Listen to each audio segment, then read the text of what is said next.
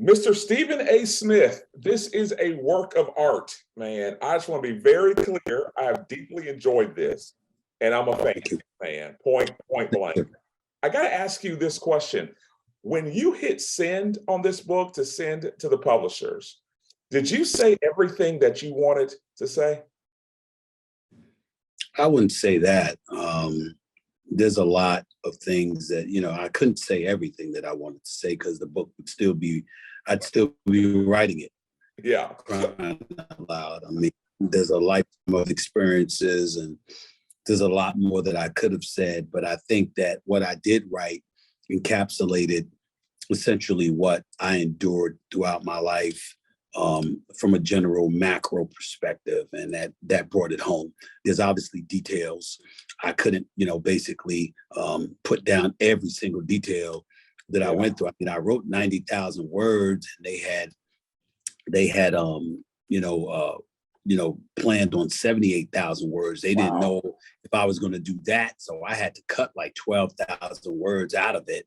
And knowing me, I probably could have went up to 200,000 words when you look at that perspective. So, but I made sure that what I said was as real and as authentic as it deserved to be, that fits with who I am and what I stand for. And I made sure that it encapsulated pretty much my life. I kind of wish you would have gone to 200,000 words because I would have kept reading, man. I mean, it is one of those books where it just grips you so to where don't tell anybody. There were a couple times I found myself like crying almost, man, throughout parts of it. To where a lot of people have told me that. A lot of people have said that to me. Yeah.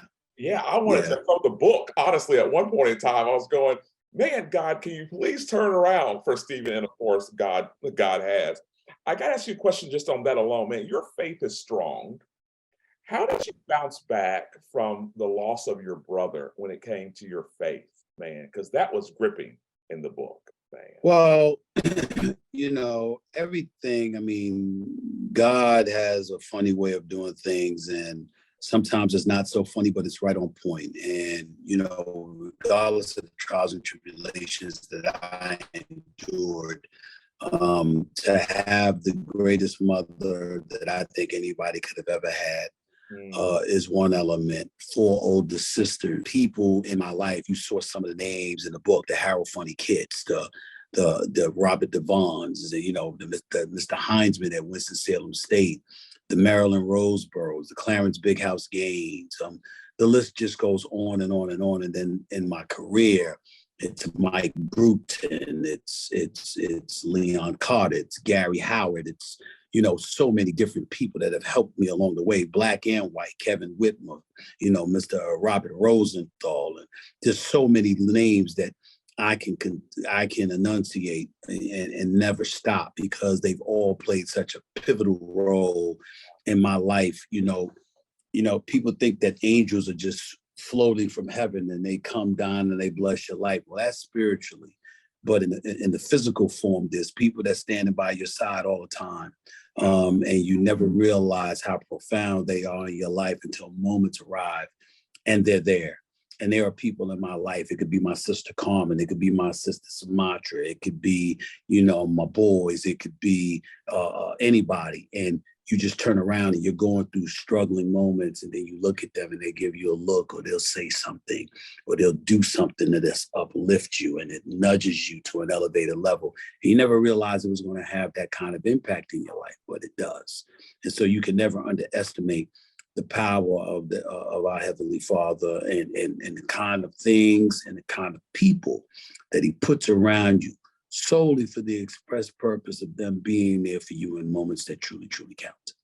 But I got to ask you, you talk about those people in the book and more. How has mentorship helped you? Because it's very clear that it has along the way. Why is it so important? Well, mentorship for me was helpful because I usually compartmentalize and I classify a mentor different than a cheerleader.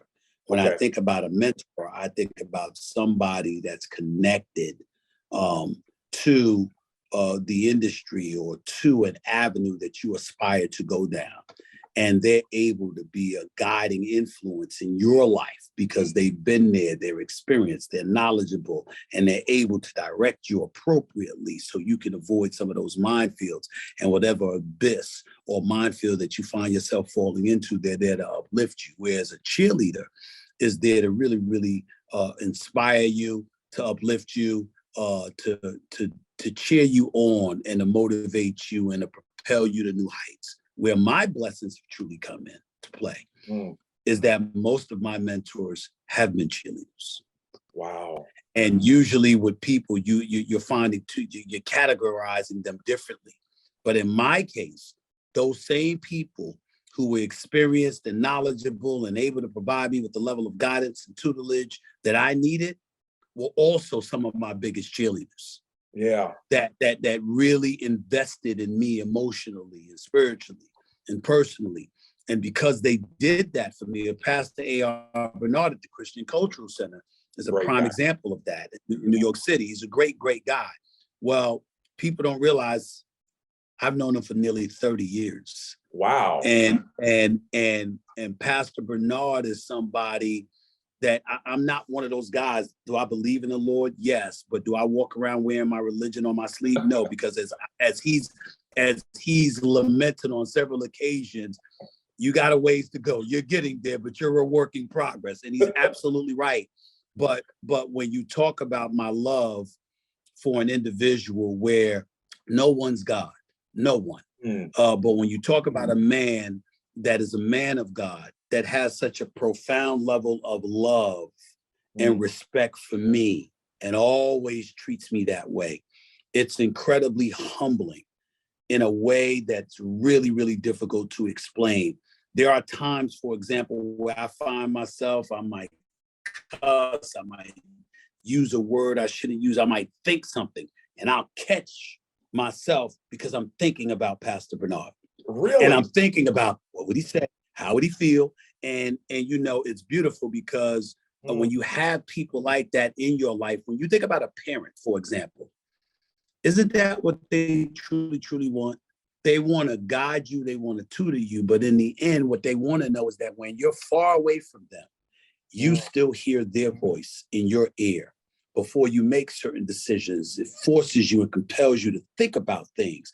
Check yourself, double check yourself, and guard yourself, because you know that parent who loved you wouldn't give you bad advice. They wouldn't guide you in the wrong direction intentionally. Well, my mother was that way, but Pastor Bernard is that way. Wow. And so when I find myself thinking it could be just anything, we're talking about anything, and I'll find myself, he wouldn't be happy with this one. I might need to think that. I might need to think about that twice, you know, and that's the kind of stuff that I'm talking about.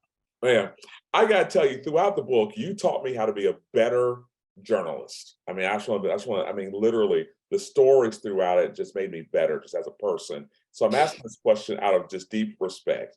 You're a fighter. Like, you fall down, you get back up. And there are several parts in the book where I felt like I was right there in the room with you, man. Where does that come from, of falling down and getting back up and then doing better, man? I just think you only have two choices in life. Continue to try to propel yourself forward or die, because stagnancy is not an option. Standing still is not an option. You've got to do what you can to move forward. Wow. And sometimes that requires the fight. That requires you standing up for yourself and saying, nah, this is wrong. I'm not going to take this. You know, it's like the bully on the block. The bully is life. And it slaps you and slaps you and slaps you. And you get to a point where it's like, I'm tired of getting slapped. I'm going to slap back. And I'm going to do what I need to do in order to succeed. But more importantly than that, for me, and I try to make sure I implore my team. You know, I own my own production company. I've got my own podcast. I've got employees under my umbrella, et cetera, et cetera. And I try to implore everybody to understand this one element about me. Success to me is not just about the outcome. It's about what leads to the outcome. You know, if we're not doing well, do you stand there, be complacent, and do nothing and expect change to happen? Or do you stand up and say, wait a minute, this is not right. We got to make it right. So we can have better times ahead of us. Which decision are you making? What choices are you making? That's how I live. And that's how I think about myself. Could I make better decisions? Of course I could, both professionally and especially personally. I can make a lot of decisions better personally, but I got news for you. The decisions that I make today on a personal level are far better than the decisions that I made earlier in my life. And so again, it's a constant process of improvement and evolution. And to me, where victory really, really takes fold is when I'm able to look at myself and I say, I did not stand still, that I did something to right the ship that I thought was pointed in the wrong direction. And as long as I'm doing that, then I'm succeeding even when I'm failing, because I'm moving and I'm striving to move forward. That to me is the true definition of winning. The outcome is the end. The outcome is the end. Man, I got to ask this last question here. I know we got to run short on time. What do you say to men, including myself, who have just deep father wounds? Man, you talk about your dad, and I thank you for doing that. What do you say to people who go, okay, how did you get through it, man? Or how did you deal with it? Well, I think the most important thing is to make sure you protect your spirit. Yeah. I have frustration and bitterness towards my father. What I do not have is the lack of love for my father. You can tell despite all that he did, I never, ever, ever looked him in the face and told him, I don't love you. Wow. Because that would have been a lie. I did love my father. And my frustration and my bitterness really evolved around his treatment towards my mother more so than me. And the reason why his treatment towards my mother resonated with me was because my mother was forced to make sacrifices that compromised her happiness because she had to preoccupy herself with making sure we were okay. And my attitude is that's his job. It's his job. And if you have two parents that are doing their job, it alleviates one from having a concern, just like it alleviates the other from having a concern. As a result, the weight of the world is not just on one's own shoulders. And as a result, they won't sink into an abyss because they're completely overwhelmed by the momentum that has been placed on those shoulders. When it's two people that's committed to doing their job, then evidently everything works for the better. And so for me, what I would say to people with father issues or what have you, highlight those issues that you have with your dad. Make sure you illuminate them in your mind and in your heart for the sole express purpose of learning from them and not repeating or replicating them in your own life. Wow. When you commit yourself to doing that, to making sure that the positives are embraced and repeated and the negatives are cast aside and out, so you never have to worry about duplicating those actions, then you're pointed in the right direction. I'm a perfect example of that. My father and my mother and whatever went on in their personal business is their business. Yeah. As long as he didn't put his hands on my mother, right? Because that would have never been tolerated. I wanted to reiterate was that, as a man, really identifying what your issues are with your dad, making sure you don't replicate them. That's the first step. Because if you don't do that, you know what's going to overwhelm you? Bitterness and resentment. Yeah. And when bitterness and resentment are overwhelming you, you're the prisoner.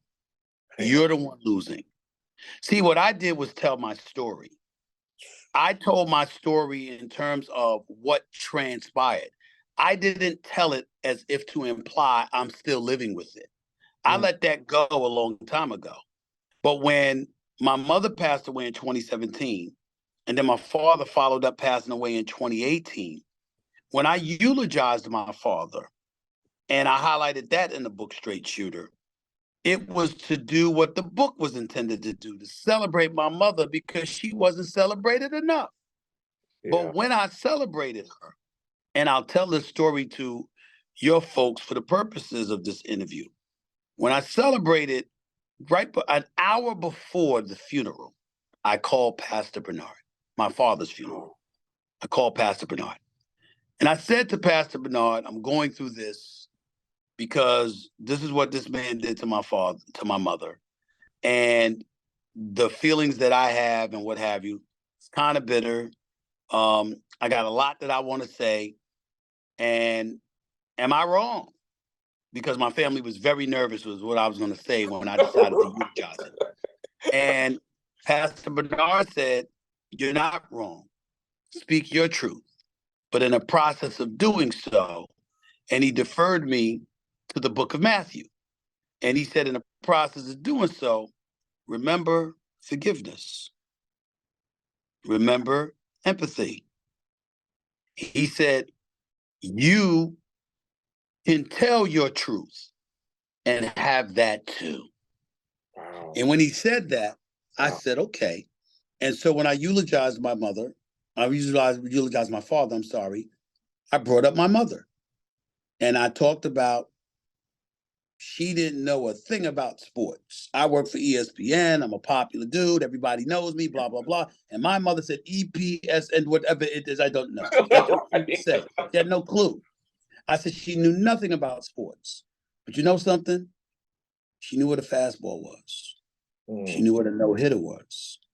She knew what a home run was. And she knew who the Yankees were. Wow. And she knew all of this, all because of my dad. And what I said was, for this wonderful woman who I consider to be angelic, just an angel from above, to feel that way about him, something must have been special about him. And so I went into some of his special qualities. And I said, at the end of the day, we never had the relationship that I wanted us to have. We never had the relationship that I thought a father and son should have. But he was still my dad. And I love him. Wow. And my mother's experience and Pastor Bernard's guidance is what helped me get to that point. Man, thank you for sharing that. Last quick question. Will there be another book, man? No. No? Oh, no. No. I want no part of writing another book. I don't think you'll hear anybody lament their own book more than me. Because let me tell you something, I've got jobs. And when you go through the editing process that I went through, when the promotion part that I've gone through, with everything that I've done, I find it very, very difficult to imagine that I will decide to write another book. It is incredibly taxing, no doubt about it. I'm happy that it's been 5 straight weeks as a New York Times bestseller, a book. The audio book has been a bestseller. I'm very, very proud of that. The New York Times bestseller list is the creme de la creme. I get all of that, but I got to tell you, I got jobs. I'm doing all right. I don't think that I'm going to turn around and write another book anytime soon. Never say never, but I'm pretty close to never on that one. It's beautiful, man. Thank you so much. Appreciate all the best to you. Have a great Thank weekend. You. Bye-bye. You too.